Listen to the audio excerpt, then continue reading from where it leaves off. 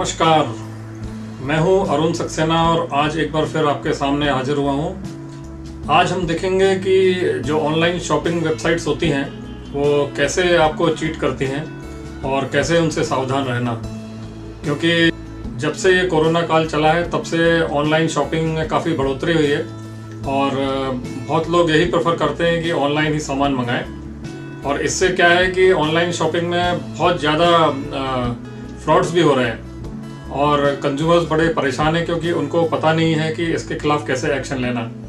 तो आज हम आपको बताएंगे कि ऑनलाइन शॉपिंग में कैसे कैसे फ्रॉड्स होते हैं और उनके खिलाफ आप क्या एक्शन ले सकते हैं कंज्यूमर कोर्ट में। इसके बारे में हम बहुत सारी जानकारी आपको आज देंगे। जब भी कोई आप सामान खरीदते हैं कोई ऑनलाइन शॉप से या ऑनलाइन वेबसाइट से, तो बहुत बार ये देखा गया है कि जो प्रोडक्ट आपको मिला वो प्रोडक्ट काफ़ी अलग था, जैसा कि वेबसाइट में फ़ोटो में दिखाया था उससे काफ़ी अलग है, या कभी कभी आपको डिफेक्टिव प्रोडक्ट मिल जाता है।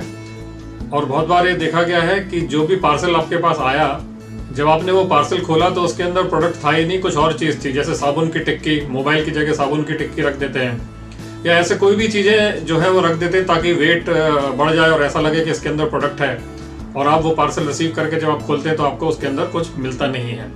कई केसेस हमारे पास ऐसे भी आए हैं जिसमें प्रोडक्ट तो पहुंचा लेकिन वो कुछ दिन बाद डिफेक्टिव हो गया। तो इस केस में क्या किया जा सकता है, क्योंकि जो वेबसाइट्स हैं वो कुछ ही लिमिटेड पीरियड के लिए रिप्लेसमेंट करती हैं या प्रोडक्ट वापस लेती हैं। जैसे कई वेबसाइट्स का जो रिटर्न पॉलिसी है 14 डेज की है, कोई वेबसाइट्स की 10 दिन की है, कोई 7 दिन की है।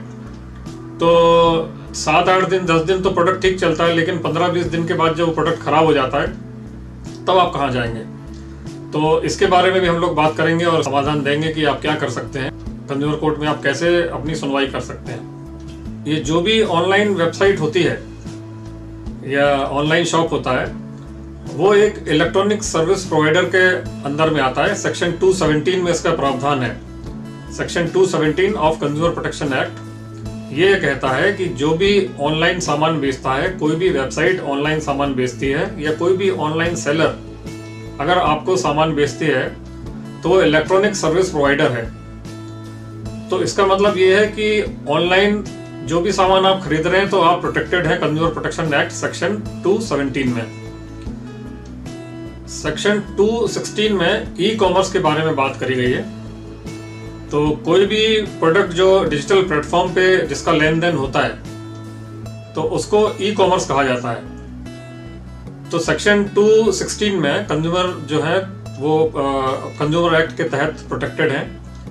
तो अगर आपने कोई सामान डिजिटल प्लेटफॉर्म पे लिया है और आपको ठीक सेवाएं मिली नहीं या प्रोडक्ट खराब निकला, तो आप जो है वो कंज्यूमर प्रोटेक्शन एक्ट में कवर्ड हैं और आप कंपनी के खिलाफ कंज्यूमर कोर्ट में जाकर के अपना केस दाखिल कर सकते हैं। बहुत बार ये देखा गया है कि जब भी आप कोई ड्रेसेस खरीदते हैं या कोई टेक्सटाइल खरीदते हैं या रेडीमेड गारमेंट्स खरीदते हैं, तो इनमें जो है वो जो फोटो में जो डिज़ाइन वगैरह दिखाई गई थी, आपको वैसे डिज़ाइन का सेम प्रोडक्ट आपको मिलता नहीं है।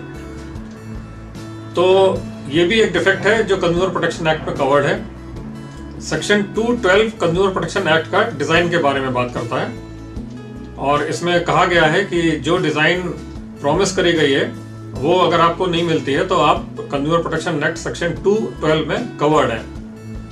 अगर आपके पास कोई प्रोडक्ट आया जो डिफेक्टिव है और जिस हिसाब से वो चलना चाहिए वो चल नहीं रहा है, तो ऐसा डिफेक्ट जो है वो सेक्शन 210 कंज्यूमर प्रोटेक्शन एक्ट 2019 में कवर्ड है। तो ऐसे प्रोडक्ट के खिलाफ आप कंज्यूमर कोर्ट में कार्रवाई कर सकते हैं। तो अगर आपने कोई सामान ऑनलाइन खरीदा और उसका रिप्लेसमेंट पीरियड खत्म हो गया और उसके बाद जो है वो प्रोडक्ट में डिफेक्ट जनरेट हो जाता है और वो प्रोडक्ट अगर वारंटी पीरियड में है तो और अच्छा, और अगर नहीं भी है तो भी आप कंप्लेंट कर सकते हैं, क्योंकि इतनी जल्दी प्रोडक्ट खराब नहीं होना चाहिए। कोई भी आपने प्रोडक्ट खरीदा और वो अगर 1 महीने 2 महीने में खराब हो जाता है तो इतना पैसा खर्च करने का कोई मतलब नहीं है। इसीलिए जो है मेरा सजेशन ये है कि कभी भी आपको इस तरीके का प्रोडक्ट मिलता है जो खराब है तो आप चुप नहीं बैठे, क्योंकि कंज्यूमर प्रोटेक्शन एक्ट 2019 में आप कवर्ड हैं। और अगर आपने कोई सेवाएं ली हैं, ऑनलाइन सेवाएं, जैसे सपोज आपने कोई सेवाएं खरीदी, जैसे टिकट बुकिंग है, एयरलाइन टिकट बुकिंग है, या हाउस क्लीनिंग सर्विसेज है या ब्यूटी पार्लर की कोई सर्विसेज है, ऐसी आपने कोई सर्विसेज खरीदी और उसमें डिफिशियंसी ऑफ सर्विसेज पाई गई, तो section 211 of consumer protection act 2019 में आप जो है वो डिफिशियंसी ऑफ सर्विसेज के अगेंस्ट में प्रोटेक्टेड है। तो अगर आपने कोई सेवाएं ली हैं ऑनलाइन बुक करके और उन सेवाओं में कुछ कमी पाई गई, तो आप कंज्यूमर कोर्ट में उस कंपनी के खिलाफ जो है केस फाइल कर सकते हैं और आप सेक्शन 211 कंज्यूमर प्रोटेक्शन एक्ट 2019 का फायदा उठा सकते हैं। बहुत बार हमारे पास मिसलीडिंग एडवर्टाइजमेंट के केसेस आते हैं जिसमें प्रोडक्ट कुछ और दिखाया गया है और जब प्रोडक्ट डिलीवर होता है तो कुछ और आता है।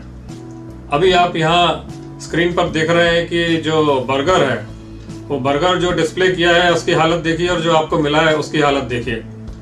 तो आपको दिखाते तो बहुत अलग टाइप की चीज़ है और वो फोटो देख करके आप बड़े अट्रैक्ट हो जाते हैं कि हमको यही वाला सामान मिलेगा और आप पेमेंट करके वो सामान खरीद लेते हैं। जब आपको प्रोडक्ट मिलता है तो देखते हैं प्रोडक्ट तो वैसा तो है ही नहीं जैसा कि एडवर्टाइजमेंट में दिखाया गया है। तो ये जो है ये मिसलीडिंग एडवर्टाइजमेंट कहते हैं इस चीज़ को। Section 228 of consumer protection act 2019 में मिसलीडिंग एडवर्टाइजमेंट के बारे में डिटेल में बात करी गई है और ऐसा कोई भी एडवर्टाइजमेंट जो कि मिसलीड करता है पब्लिक को या गलत इंफॉर्मेशन देता है या कोई भी इंफॉर्मेशन सप्रेस करता है या छुपाता है, तो इस टाइप का एडवर्टाइजमेंट मिसलीडिंग एडवर्टाइजमेंट कहा जाता है। अगर आप भी ऐसे मिसलीडिंग एडवर्टाइजमेंट के शिकार हैं तो आप कंज्यूमर कोर्ट में जाकर के अपनी शिकायत दाखिल कर सकते हैं और उस कंपनी के अगेंस्ट में एक्शन ले सकते हैं। आप ऑनलाइन शॉपिंग में जो फ्रॉड्स हो रहे हैं तो आप इससे कैसे सावधान हों, हमारा आपसे एक सजेशन है। जब भी आप कोई ऑनलाइन प्रोडक्ट खरीदते हैं और वो प्रोडक्ट आपको जब डिलीवर होता है तो उस समय आप डिलीवरी तो ले लीजिए, लेकिन उसके बाद प्रोडक्ट को खोलने के पहले अपना मोबाइल उठाइए और उसमें वीडियो रिकॉर्डिंग ऑन करिए और वीडियो रिकॉर्डिंग करते करते सबसे पहले आप वो पार्सल दिखाइए, पार्सल में सेलर का नाम दिखाइए और पार्सल में रिसीवर का नाम दिखाइए।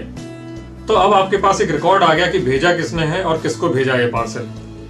और वीडियो रिकॉर्डिंग के सामने ही, कैमरे के सामने ही आप पूरा पार्सल खोलिए, तो ये भी प्रूव हो जाएगा कि उस पार्सल में से सामान क्या निकल रहा है।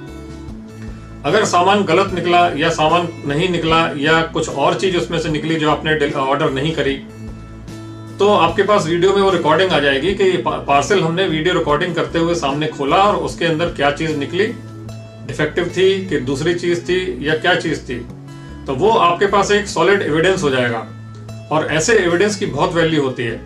आप अपोजिट पार्टी को भी वीडियो क्लिपिंग भेज सकते हैं कि भाई देखिए आपने जो हमको सामान भेजा वो सामान इसके अंदर से कोई डिफरेंट तरीके का सामान निकला या जो मैंने ऑर्डर किया वो सामान उसके अंदर नहीं था।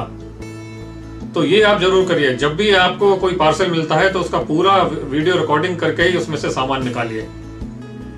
दूसरा हमारा सजेशन ये है कि जब भी कोई आप वेबसाइट देखें, ऑनलाइन वेबसाइट जिसपे आपको शॉपिंग करने की इच्छा हो, तो ये कैसे पता लगाना कि वो वेबसाइट सही है कि गलत है या वो वेबसाइट आपको चीट कर सकती है। तो सबसे पहले तो आप उसका कॉन्टेक्ट अस जो सेक्शन होता है, जो कॉन्टेक्ट अस का पेज होता है, उसमें देखिए कि उन लोगों ने प्रॉपर अपना एड्रेस दिया है कि नहीं। बहुत बार ये देखा गया है कि वेबसाइट जो है अपना एड्रेस छुपाती है और कॉन्टेक्ट अस वाले पेज में एक फॉर्म दिखा देते हैं वो लोग और आपसे ये रिक्वेस्ट करते हैं कि अगर आपको हमको कांटेक्ट करना है तो उस फॉर्म में अपने डिटेल्स भर के या आपको क्या जानकारी चाहिए या क्या आपको कहना है वो फॉर्म के थ्रू हमको भेज दीजिए। तो इस तरीके से जो वेबसाइट अपना एड्रेस छुपा रही है, अपना फोन नंबर छुपा रही है, अपना ईमेल आईडी छुपा रही है, ऐसी वेबसाइट से आप सावधान हो जाएं। मेरा एक और सजेशन आपसे ये है कि जब भी कोई आप सामान परचेज करें ऑनलाइन शॉपिंग वेबसाइट में, तो जो प्रोडक्ट आप देख रहे हैं स्क्रीन पे, आप उस प्रोडक्ट का रिव्यूज पढ़ें। प्रोडक्ट के रिव्यूज मतलब जिन लोगों ने ये प्रोडक्ट ऑलरेडी खरीदा हुआ है उनका एक्सपीरियंस क्या रहा, उसको रिव्यू बोलते हैं। तो बहुत सारी वेबसाइट रिव्यूज पब्लिश करती हैं उन लोगों के जिन्होंने यह प्रोडक्ट खरीदा और अपने विचार उन्होंने रखे वेबसाइट पे कि भाई हमको ये प्रोडक्ट अच्छा लगा या खराब लगा, या प्रोडक्ट में कौन सी चीज अच्छी थी, डैमेज प्रोडक्ट मिला उनको या उन्होंने रिप्लेसमेंट लिया तो रिप्लेसमेंट आ गया, या रिफंड मांगा तो रिफंड नहीं आया। ऐसी बहुत सारी चीजें आपको उसमें पढ़ने को मिलेंगी। तो अगर आपको लगता है कि रिव्यूज़ जो हैं बहुत सारे नेगेटिव रिव्यूज़ हैं, तो आप ऐसा प्रोडक्ट मत खरीदिए।